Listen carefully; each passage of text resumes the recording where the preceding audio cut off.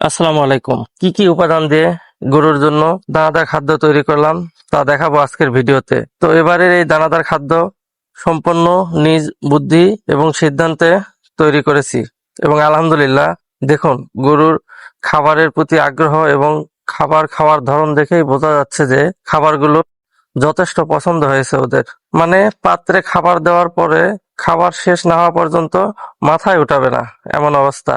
মাশাআল্লাহ, এটা দেখাও চোখের শান্তি। এখানে একটা মেশিনে ভুট্টা গুঁড়া করা হচ্ছে, অন্য আরেকটি মেশিনে গুঁড়ো করা হচ্ছে সরিষার খোল, সয়া মিল বা সয়াবিন খোল, ডাবলি ডাল, আর সাথে দিছি অল্প একটু কালো জিরা। তো প্রতি ১০০ কেজি খাবারে সচরাচর ২০ কেজির মতো খোল ব্যবহার করা হয়।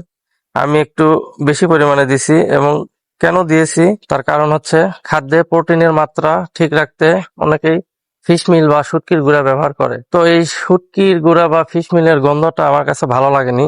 তাছাড়া এটা প্রাণীজ আমিষ, আর গরু যেহেতু তৃণভোজী উদ্ভিদ জাতীয় আমিষ বেশি পছন্দ করে, তাই আমি একটু খোলটা বেশি করে দিলাম প্রোটিনের মাত্রা ঠিক রাখতে। এটা আমার নিজের ইচ্ছা।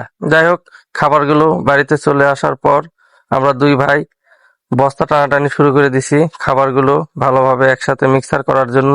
প্রথম বস্তা থেকে ৫ নম্বর বস্তা পর্যন্ত ভুট্টার গুঁড়া, খৈলের গুঁড়া আর আছে রাইস ব্রান। আর পরের ৩টি বস্তায় ২টা মসুর ডালের ভুসি, একটা গমের ভুসি।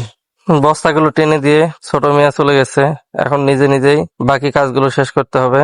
এখন দেখাবো এই দানাদার খাদ্যে কি কি সাপ্লিমেন্ট বা ভিটামিন যোগ করলাম। এই ডিসিপি গরুর ক্যালসিয়াম ও ফসফরাসের খুবই ভালো একটা উৎস। ফ্যাট পাউডার গরুর মোটাতাজাকরণে খুবই গুরুত্বপূর্ণ ভূমিকা পালন করে। ভিটামিন মিনারেল প্রিমিক্স বা ডিবি ভিটামিন, এটি গরুর শরীরের প্রয়োজনীয় ভিটামিন এবং মিনারেলের অভাব পূর্ণ করে। খাবার সোডা গরুর রুমেন এবং হজমের জন্য অত্যন্ত উপকারী। টক্সিন বাইন্ডার খাবারের ছত্রাক বা ফাঙ্গাস প্রতিরোধে সাহায্য করে। এনজাইম পাউডার খাবারের পুষ্টি শোষণে অনেক উপকারী। তো ছোট মেয়ে চলে যাওয়ার কারণে খাদ্য মিক্সার গুলো দেখাতে পারিনি।